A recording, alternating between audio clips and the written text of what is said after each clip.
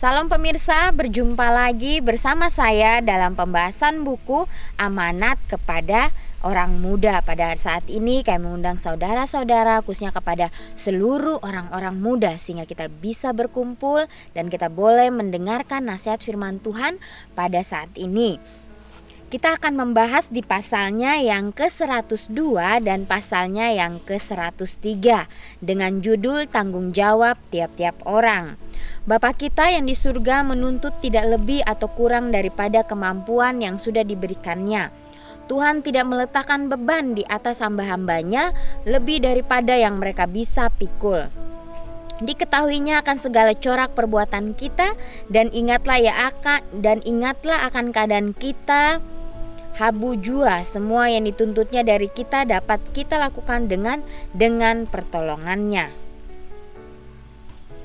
Barang siapa yang banyak dikaruniakan padanya akan dituntut banyak juga. Masing-masing kita bertanggung jawab atas perbuatan kita. Jikalau kita melakukan satu khotbah, kekurangan pun dari apa yang bisa kita lakukan. Tuhan mengukur dengan seksama tiap-tiap kemungkinan untuk bekerja. Kemampuan yang tidak digunakan kelak akan diperhitungkan sama seperti segala kemampuan yang digunakan. Terhadap segala sesuatu hal yang akan menjadi apa kita kelak dengan jalan menggunakan talenta kita dengan tepat. Tuhan akan menuntut tanggung jawab kita.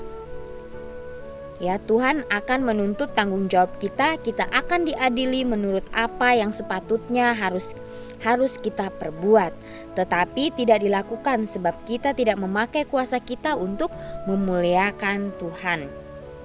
Meski andai kata kita tidak kehilangan jiwa kita, di dalam akhirat kita akan mengerti buah-buah talenta yang tidak kita gunakan terhadap segala ilmu pengetahuan dan kepintaran yang sebetulnya bisa kita peroleh tetapi tidak kita peroleh adalah merupakan satu kerugian yang kekal.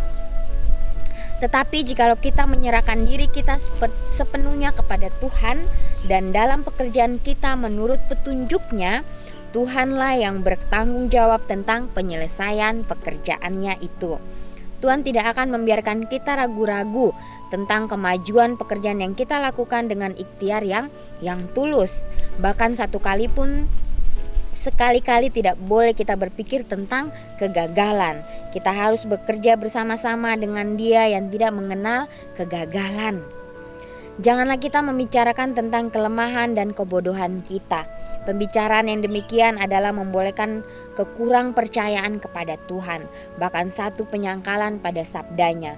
Jikalau kita bersungguh-sungguh oleh sebab beratnya tanggungan kita atau menolak pikulan yang Tuhan panggil supaya kita pikul, dengan sebenarnya kita sama seperti berkata bahwa Tuhan itu kejam karena dituntutnya kita supaya melakukannya dengan kuasa yang Dia sendiri tidak memberikannya kepada kita untuk melakukannya. Ya, jadi sudah sangat jelas. Jadi kita mempunyai tanggung jawab pada saat kita berada di dunia ini. Ya, tanggung jawab yang Tuhan sudah berikan kepada kita. Apakah kita lakukan itu dengan sepenuh hati kita? Apakah kita lakukan itu dengan ketulusan hati kita? Ataukah kita hanya mengabaikan tanggung jawab yang sudah Tuhan berikan bagi kita masing-masing? Dia katakan bahwa Dia akan memberikan itu sesuai dengan kemampuan kita. Ya, dan jangan sampai kita menganggap bahwa diri kita lemah. Ya, memang kita ini lemah.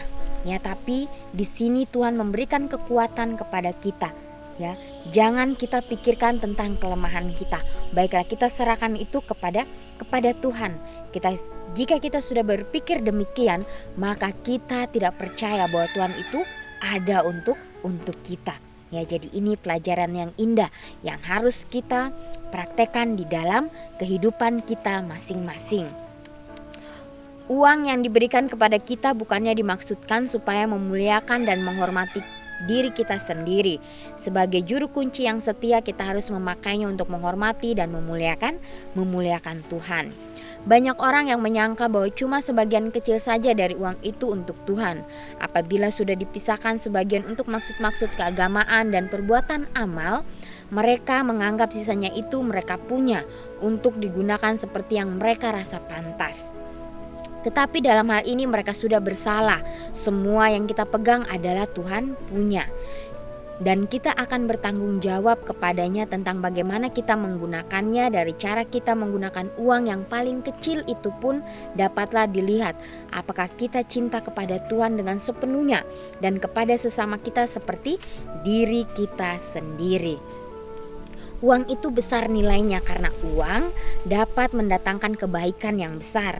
Di tangan anak-anak Tuhan, uang itu makanan bagi orang yang lapar, minuman bagi yang haus, dan pakaian bagi yang telanjang. Uang itu merupakan perlindungan bagi yang teraniaya dan satu jalan untuk menolong yang sakit. Tetapi uang tidak lebih berharga daripada pasir kecuali kalau dipakai untuk keperluan hidup sehari-hari dalam membuat orang lain berbahagia dan memajukan pekerjaan Kristus. Ya, jadi uang itu diberikan kepada kita bukannya untuk maksud supaya memuliakan dan menghormati diri kita sendiri. Ya, bila mana kita mendapatkan berkat dari Tuhan, ya uang itu baiklah kita gunakan untuk memuliakan namanya. Baiklah kita menolong orang yang kelaparan, menolong orang yang kehausan, yang tidak mempunyai pakaian, ya itu akan lebih berguna untuk mereka. Ya, Tuhan memberikan berkat-berkat, Dia titipkan kepada kita. Dia ingin melihat apakah kita menggunakannya dengan penuh tanggung jawab. Ya, apakah kita menggunakannya sesuai dengan kehendaknya? Dikatakan baiklah kita menggunakan itu untuk membuat orang lain berbahagia dan memajukan pekerjaan Tuhan. Hadiah hari raya sudah dekat. Berhubung dengan kenyataan ini, ada baiknya memikirkan berapa banyak uang yang dibelanjakan setiap tahun untuk memberi hadiah kepada mereka yang tidak perlu diberi hadiah. Adat istiadat suatu begitu kuat di dalam kita sehingga dengan tidak memberikan pemberian kepada sahabat-sahabat kita pada waktu-waktu yang demikian, tampaknya seolah-olah sudah melupakan mereka itu. Tetapi marilah kita ingat selalu bahwa Bapa kita yang di surga mempunyai tuntutan kepada kita yang lebih mulia daripada tuntutan dari sahabat-sahabat kita di dunia. Maukah kita pada waktu hari raya yang di muka menyerahkan persembahan kita kepada Tuhan? Meski anak-anak pun dapat mengambil bagian dalam pekerjaan ini, pakaian dan barang lain pun yang berguna dapat diberikan kepada orang-orang yang betul-betul miskin, dan dengan berbuat demikian berarti sudah melakukan sesuatu untuk pekerjaan Tuhan. Ya, jadi sudah sangat jelas sekali. Ya, biarlah ini kita boleh renungkan di dalam kehidupan kita dan kita boleh mengambil komitmen kita ya untuk mempedulikan akan orang-orang lain, orang-orang yang mungkin mengalami kesusahan, yang mungkin membutuhkan uluran tangan kita. Biarlah kita ingat bahwa hari raya Natal itu dirayakan untuk mengingatkan hari jadi juru selamat dunia. Hari itu biasanya dirayakan dengan pesta dan makan-makan. Banyak uang yang dibelanjakan untuk menurutkan hawa nafsu sendiri yang sebenarnya tidak perlu. Nafsu makan dan hawa nafsu dijalankan atas kerugian terhadap kuasa tubuh, otak dan batin. Tetapi hal ini sudah menjadi satu kebiasaan, kesombongan, mode. Dan hal memuaskan nafsu makan sudah menelan jumlah uang yang amat banyak yang sebetulnya tidak memberi faedah pada seorang pun, melainkan sudah menganjurkan pemborosan uang yang tidak disukai oleh Tuhan. Hari-hari itu dilewatkan untuk memuliakan diri sendiri lebih dari memuliakan Tuhan. Kesehatan sudah dikorbankan, uang dibuang percuma, banyak orang yang sudah hilang nyawanya oleh sebab terlalu banyak makan atau oleh percabulan yang merendahkan derajat, dan banyak jiwa-jiwa hilang oleh karenanya. Tuhan tentu akan dipermuliakan oleh anak-anaknya kalau kiranya mereka makan sederhana dan menggunakan uang yang diserahkan kepadanya dengan membawa kepada perbendaharaannya persembahan baik kecil maupun besar untuk dipakai waktu mengirimkan terang kebenaran kepada jiwa-jiwa yang masih dalam kegelapan dosa. Hati perempuan janda dan piatu akan senang oleh sebab pemberian yang akan menolong mereka mengenyangkan perutnya yang lapar. Ya, jadi memang sangat jelas ya penjelasan kita pada saat ini. Ya, dimana biarlah kita jangan menghambur-hamburkan ya uang kita untuk hawa nafsu kita sendiri. Ya, karena terus diamarkan masih banyak ya jiwa-jiwa yang hilang. Ya, masih banyak orang-orang yang membutuhkan makanan dan membutuhkan akan uluran tangan kita. Ya, jangan sampai kita jatuh oleh karena hawa nafsu kita sendiri. Itu adalah kejijian bagi nama Tuhan. Biarlah hari demi hari kita berdoa, kita minta petunjuk Tuhan apa yang harus kita lakukan hari ini, ya, sehingga hari demi hari kita pun dapat terus memuliakan nama Tuhan saja. Biarlah segala orang yang mengaku percaya kebenaran yang sekarang menghitung-hitung berapa banyak mereka sudah belanjakan setiap tahun. Terlebih lagi pada waktu hari-hari raya yang datang berulang-ulang setiap tahun untuk memuaskan keinginan yang tamak dan tidak senonoh. Berapa banyak dalam permintaan nafsu makan dan beberapa banyak dalam berlomba-lomba dengan orang lain dalam cara yang bukan Kristen. Jumlahkanlah banyaknya uang yang sudah dibelanjakan demikian dengan tidak perlu dan lantas kira-kirakan berapa banyak sebetulnya yang dapat disimpan sebagai persembahan kepada pekerjaan Tuhan dengan tidak menyusahkan jiwa atau badan sendiri. Uang kecil dan persembahan yang lebih besar dapat diserahkan menurut kesanggupan si pemberi untuk menolong meringankan hutang gereja-gereja yang sudah ditabiskan bagi Tuhan.